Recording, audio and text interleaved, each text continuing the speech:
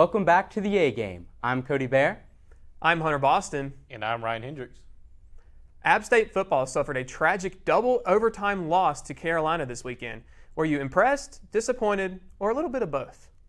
I was a little bit of both with this one. I loved how we played. I think we played very good, spreading the ball around on offense. I like how Joey Aguilar showed just so much confidence and flashes of being great. The decision-making needs to be worked on, but that can come with time. I think he definitely showed that he can be our guy. Now, I think I am disappointed in our front seven. We just can't let so much running happen against us. And I understand Omarion Hampton's a very good running back and that he can do this against a lot of teams. But we saw even in week one, we were just not able to stop the run versus Gardner-Webb, and that's what ended up costing us versus UNC. Overall, I would say that I was quite impressed. Of course, you're going to be disappointed. You have that kind of game, you have that kind of outing, and it doesn't finish the way you want to. There's going to be disappointment. But at the end of the day, App State was 20-point underdogs coming into this thing, and they gave UNC obviously a clear run for their money. I loved what I saw from Joey Aguilar. I agree, Ryan. He did make some mistakes. That interception, of course, was a bad read, and when his first guy wasn't there, he would tend to throw a lot of 50-50 balls that were dangerous, and he didn't like throwing it away. But overall, I loved his confidence. He was not afraid to air it out. That was massive. I love to see that confidence in him. And the run game really opened up the pass game. We saw that a ton from Frank Ponce's offense. We threw in some very effective play action and let the run game help air it out, and we weren't afraid to air it out. I thought we were going to be afraid to do that. We were just going to kind of ground and pound and try to control possession. But I loved that we were not afraid to throw that ball against North Carolina. I think that was very, very impressive. And on the defense, it was tough. Brendan Harrington got hurt, and that really put a damper in that fourth quarter that we saw for the rest of the game. And then just stopping Omarion Hampton seemed impossible. Even when we had a guy meet him within those first couple of yards, Omarion Hampton, it felt like every time would drag him for another 4 or 5. He's obviously a very, very good back, and he didn't seem like he got tired compared to everyone else on the field. But once you clean up that tackling, the defense looked good overall in that aspect of I thought the play calls were good. I thought the offensive play calls were great. Loved what I saw from Joey Aguilar. So I'm very confident about what we'll see with App State in the Sun Belt later this season. Yeah, exactly. Just like the both of you said, of course, I was disappointed with the loss. I mean, you're supposed to be disappointed with the loss when you're a fan. But I was actually really, really impressed in this game just how App State came in and played against this UNC team. And you got to think, UNC full of 5-star players going against App State with probably 3, maybe a 4, and 2s. And they really played well. Honestly, the most impressive thing about this game was the game plans from both of the coordinators on this team.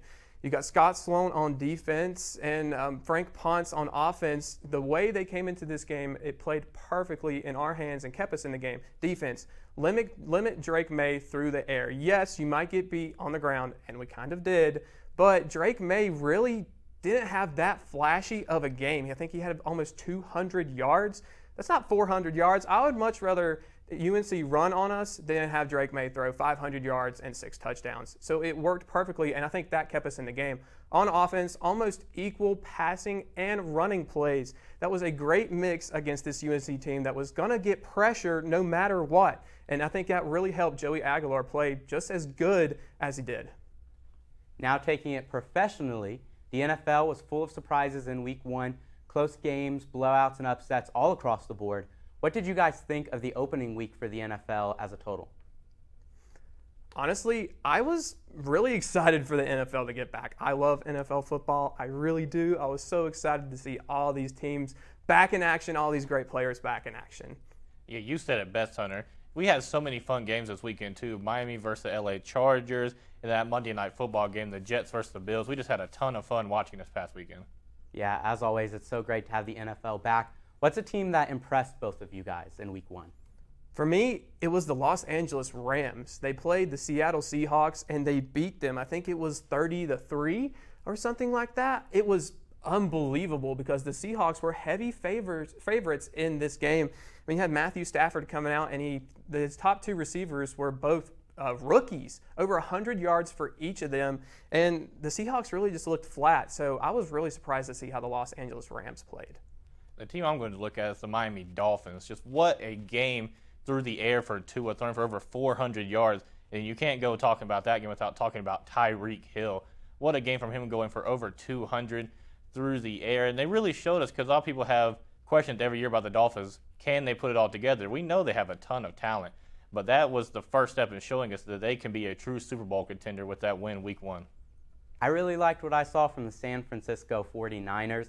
I thought that the Pittsburgh Steelers were going to be an underrated team going into this year, and the 49ers made the Steelers look bad. It took the Steelers until about 5 minutes left in the first half to get their first down of the game. The defense was fantastic. McCaffrey is the difference maker. We all know that. And I think Brock Purdy looked the best that I've seen him. I liked him a lot more in this game than I saw him in the playoffs. I think Brock Purdy aired it out and looked very impressive going down the field. Now I'll ask on the other side, what's the team that disappointed both of you? It's kind of a cop-out to pick this team, but it's the Carolina Panthers. Let's be real here. We're all 3 Panthers fans up here, and going against a Atlanta Falcons team that I thought was very beatable, and it kind of went how I kind of expected it to. Defense played really well, but that offense just could not get going. Bryce Young, 146 yards and 2 interceptions to the same guy. I was kind of disappointed with how the Panthers started the season. For me, it was the Cincinnati Bengals, just coming out looking completely flat against the Cleveland Browns. When we thought the Bengals, this is a team that's guaranteed to be top of the AFC North and top of the AFC. Of course, we have a lot of season to go, but you cannot play like that you did week 1 with Joe Burrow. And maybe it's just a testament to how good that Browns defense is, but with all the talent you have, Jamar Chase, Joe Mixon, Joe Burrow, you can't come out and only put up 3 points in week 1 if you're the Bengals. I'm going to go with an easy one.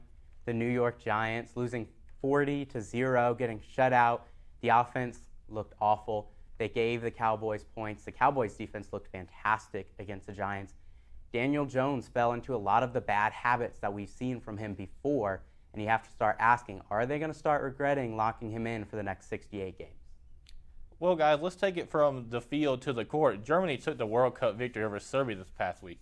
The United States lost to Canada in the 3rd-place game in overtime. What does this mean for the USA and for basketball worldwide? I think, you know what, let's be real. It was the USA B team.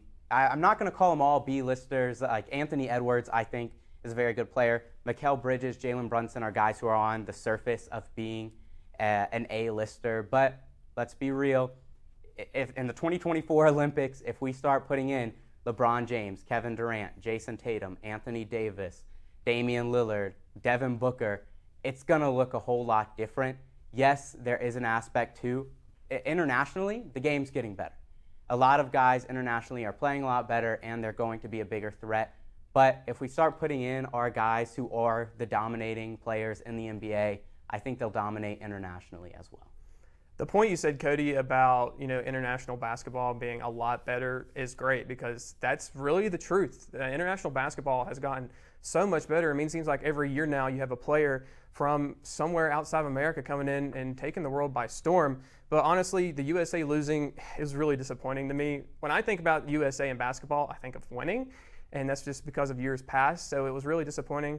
For me, the 2 biggest problems with USA, they really don't have a big back-to-the-basket guy to get down low and really ruffle some feathers with these other teams. And really just the lack of guys that play both sides of the ball. You got to think of Dylan Brooks, on this Canada team. He scored almost 40 points against USA, but he's one of those players that goes really good back-to-back. But next year, if we have all those stars, I think we're going to win it all. Yeah, you guys said it best. You can't help but be disappointed by this USA team to not come out there and win the World Cup like you expect them to. Of course, this team is not the best we could have seen out there. But, of course, you can't just come out there. They looked completely not physical at all. You said it best, Hunter. No back-to-basket big, no two-way guys. They were just getting completely outclassed by Germany, and that's what ended up costing them. That's all from us, but stay where you are, because after the break, we'll have Lucas and Nick go over their picks for NFL Week 2 primetime.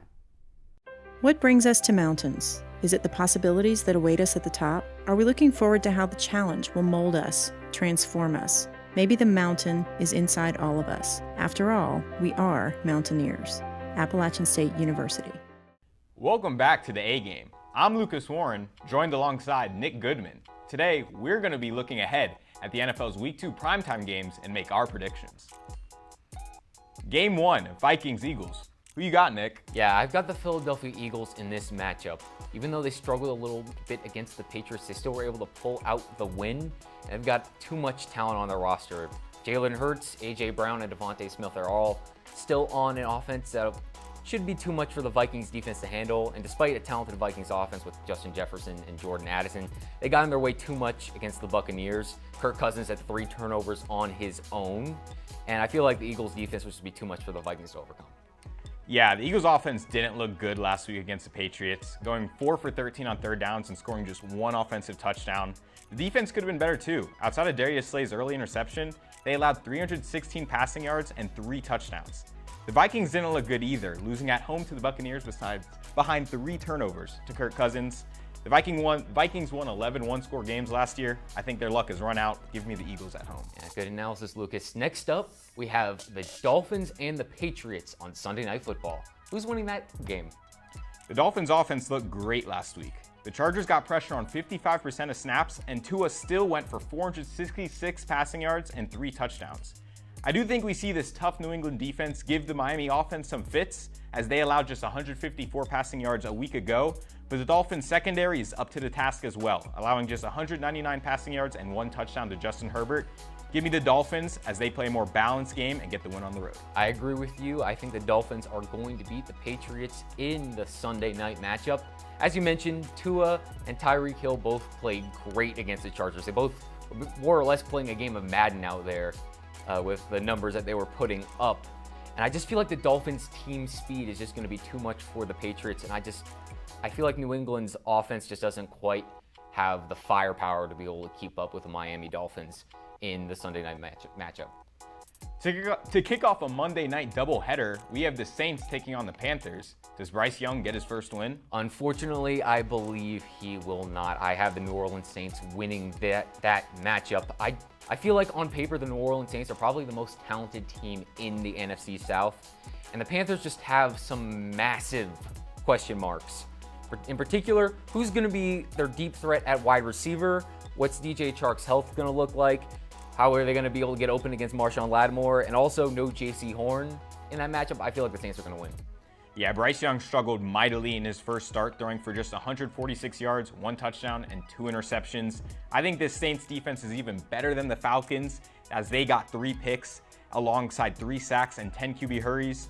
I don't love the Saints offense, but they have a talented wide receiver core. As long as Derek Carr can get them the ball, I think they'll win this one. All right, to finish off the week, the Cleveland Browns will travel to Pittsburgh to take on the Steelers. Who's taking that one home? These two teams couldn't have looked more different in week 1, with the Browns beating the Bengals 24-3 while holding the high-powered Cincinnati offense to just 142 total yards. The Steelers, on the other hand, were handily defeated at home 30-7 to the 49ers. Despite the beatdown, I think it had more to do with how good San Francisco is rather than Pittsburgh being a bad team. I think Mike Tomlin will rally his guys and get the bounce-back win in a tightly contested game. All right, this is the first pick right here where we deviate. I have the Cleveland Browns winning this matchup. If it wasn't for week 1, I probably would agree with you. I would believe that the Steelers would win, but the Browns defense looked good against Cincinnati. They held Joe Burrow to only 82 passing yards and a completion percentage of 45%, and he got benched in that game. And then on top of that, their running attack only gained less than 4 yards a carry. And I feel like if they could do that to the Bengals, they can do that to a Steelers offense that doesn't have as much talent as Cincinnati. Stay where you are. When we come back, we'll hear from Cody and Hunter about some great games that you may have forgotten about.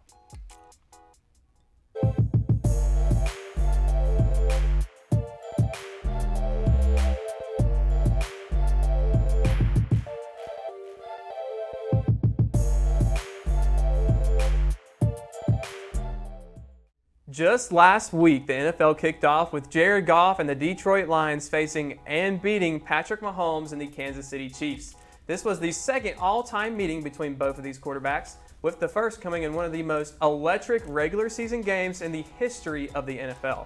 Let's travel all the way back to 2018 to look at this very game. It was Monday, November 19th, 2018, week 11 of the NFL season. After playing each other for 2 decades as in-state rivals, the Los Angeles Rams were set to take on the Kansas City Chiefs for the first time since their relocation out of St. Louis to LA. Both teams entered this matchup with 9 wins and 1 loss. The Rams, with second-year quarterback Jared Goff and head coach Sean McVay, were lighting it up as Andy Reid and the Chiefs were unleashing new superstar quarterback Patrick Mahomes on the league.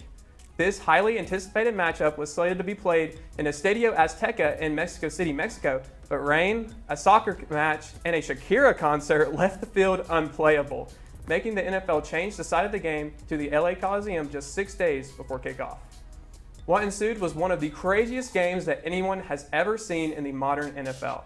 Between the time Harrison Buckner kicked off the game to the Rams and Jared Goff neared the ball out with 13 seconds left, there was a total of 105 points, 1,001 yards, and 6 lead changes, 4 of which happened in the fourth quarter, all accounting for a 54-51 point win for the Los Angeles Rams.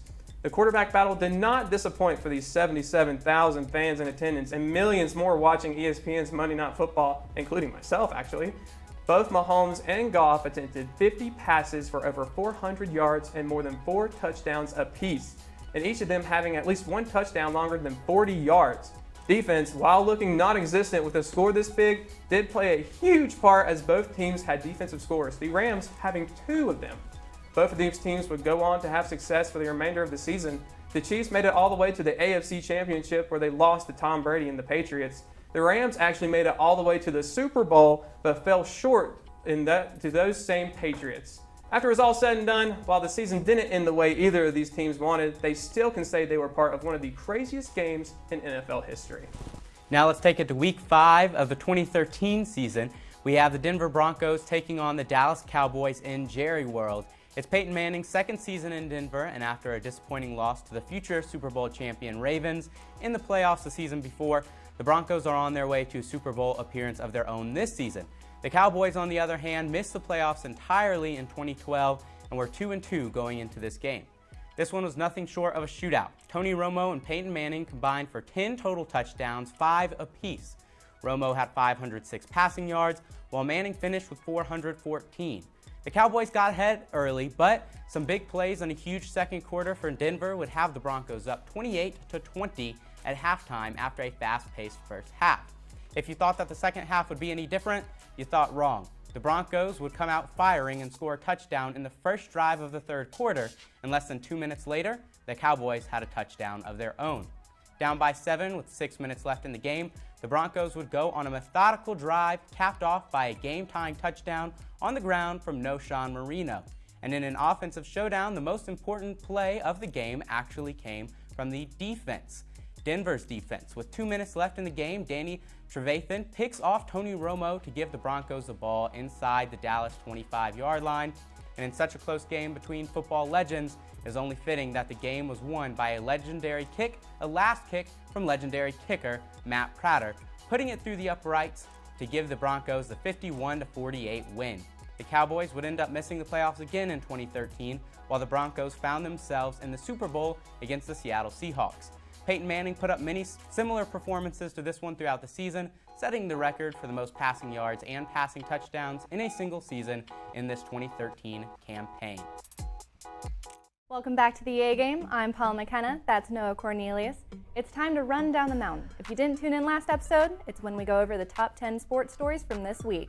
Noah, kick us off. I wish I had a better story to start off with, but in shocking and heartbreaking fashion, New York Jets quarterback Aaron Rodgers is out for the season after tearing his Achilles tendon against the Buffalo Bills early Monday night. Rodgers, a longtime member of the Green Bay Packers, was approaching the twilight of his pro career and even contemplated retirement after last season. But the Jets swooped in and offered the 39-year-old an opportunity to play on an up-and-coming Jets squad in need of a quarterback. Now, just 4 plays into the 2023 season, Rodgers' tenure with the Jets as well as his career as a whole are in jeopardy. Paula, is there any way the Jets can recover from this devastating blow? Well, I would never say never. I definitely think it can happen. I'm not upset about Aaron Rodgers getting hurt. Obviously, it's not a good thing, but it's not the worst thing. It's going to give someone else a chance. But history is repeating itself. You've heard it before, and you're going to hear about it again. The United States of America lost the FIBA World Cup. We have the most NBA stars and are supposed to run the game. We've had the Dream Team and the Redeem Team, but what are we going to call the team for Paris 2024? LeBron, Anthony Davis, and Steph Curry are all eyeing the Olympic team. Noah said last week that the FIBA World Cup was compiled of NBA B-listers. The current big names are now wanting to prove that they still run the court. Curry has not made an appearance on the men's Olympic team, but he would like to play under Steve Kerr. There is still some time before the Olympics, so the roster isn't set in stone. I personally would like to see Curry make an appearance alongside Trae Young, Joel Embiid, and Bam. Noah, who would you like to see on the roster? You know, I'm kind of surprised Steph Curry hasn't been on the roster before with how good of a three-point shooter he is. I think we had like Harrison Barnes on the roster at one point. Why have we not had Steph Curry? Either way, the USA needs to get its act together because we need to go out and win a gold. And continuing on basketball, the NBA Board of Governors is expected to vote this week on a new policy restricting teams from resting two star players in the same game. Per league sources, a star is defined as someone who has made an all-star or all-NBA team in the past 3 seasons. The new policy would ensure star players are available for nationally televised games as well as in-season tournament games, which will make their debut this season. There must also be a balance between the number of one-game absences for a star player in road and home games, with preference to miss home games rather than away. Paula, we both know the team responsible for this, so we're going to say it at the same time. You ready? Mm-hmm. 3, 2, 1, Clippers. In all seriousness, what impact will this rule have on the NBA this season and beyond, should it be passed? I don't think it should be passed. Honestly, I don't think so. What? I So you like load management? No. Then it should be passed. Agree to disagree. Okay. Noah, do you know what a Grand Slam is in tennis? Yes, it is when one athlete wins all 4 major championships in one calendar year. And this past US Open was a big moment for 2 players. That's right. Coco Gauff won her first ever US Open title, while Novak Djokovic won his record-setting 24th Grand Slam. Coco became the youngest American to win the US Open since Serena Williams did it at the age of 17. Gauff is only 19 years old. Can you imagine being a year out of high school and already winning that title? Last year, she lost the French Open, but that makes the struggle even sweeter. So with the youngest, we also have the other side of the coin. Djokovic won 3 sets, making him the oldest US Open champion at 36 years old. With number 24, he is tied with Margaret Court for most major wins.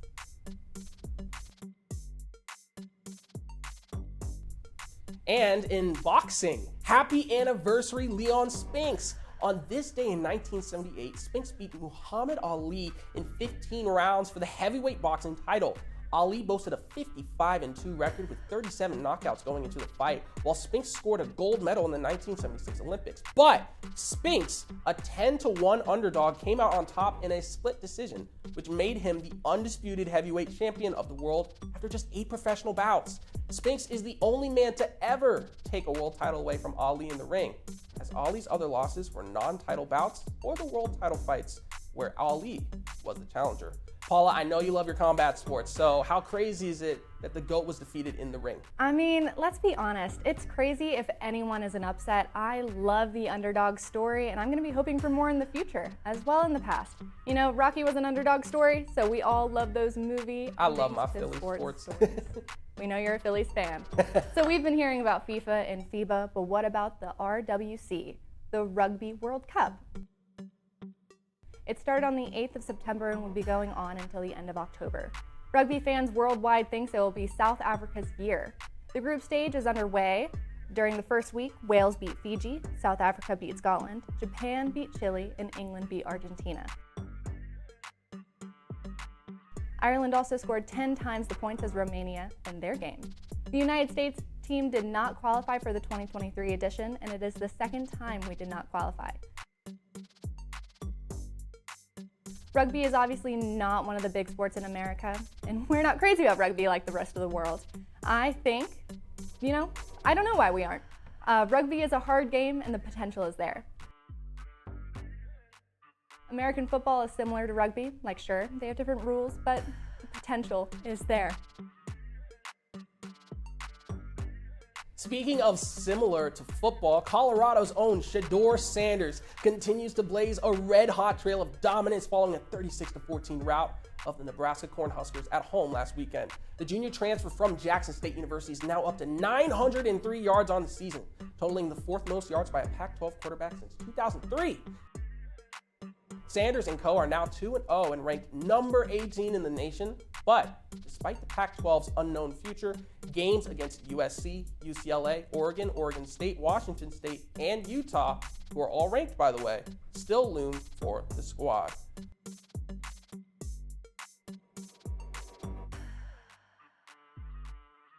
Paula, can Colorado keep this up, or will they fall behind in a loaded Pac-12 conference? You know, we talked about it a little bit last week, and as I said, I want Colorado to go far. You know, underdog stories. What can I say? So, imagine having 4 belts each and still not being satisfied. This exact situation is happening in boxing on September 30th. Alvarez is facing off against Jermell Charlo, and they both want more. They both are hungry for the belts. If you aren't watching this fight, then what are you doing? Alvarez is one of the most distinct boxers of this era, and Jermell is a well-known, respected boxer. They're meeting at 168 pounds to fight for Alvarez's 4 belts. This is undisputed versus undisputed, and they both are well-known names. They are legends in the making. If this isn't a movie setup, then I don't know what is. So, Alvarez's first pay-per-view fight was a little over 10 years ago on September 14th. In 2013. This could be an intimate memory for him, and it might drive him to get the win. Both fighters are doing their fair share of talking, but the fight is what matters. Noah, are you going to be tuning in? I gotta be real with you, I'm not. Now, look, originally this was gonna be at the top of the rundown. We've already talked about this 3 times, and we had to talk about the Rogers industry. But I'm backing up my NBA B-listers take from last week. Team USA was bounced out of the 2023 FIBA Basketball World Cup entirely, following losses in the semifinals to Germany and in the bronze medal match versus Canada. Shifty playmaker Dennis Schroeder led the charge for Germany, while perennial trash talker Dylan Brooks dropped a 40-piece for Team Canada with help from Shai Gilgeous-Alexander. Now, as Team USA returns home medalists, how detrimental is this loss to basketball culture around the United States? You know, I think it's hard. I think that's why so many NBA All-Stars are looking to join the team in the Olympics, you know? I mean, it happened with the Dream Team, it happened with the Redeem Team. We need to stop being embarrassed in basketball. That is our sport. We need to do better.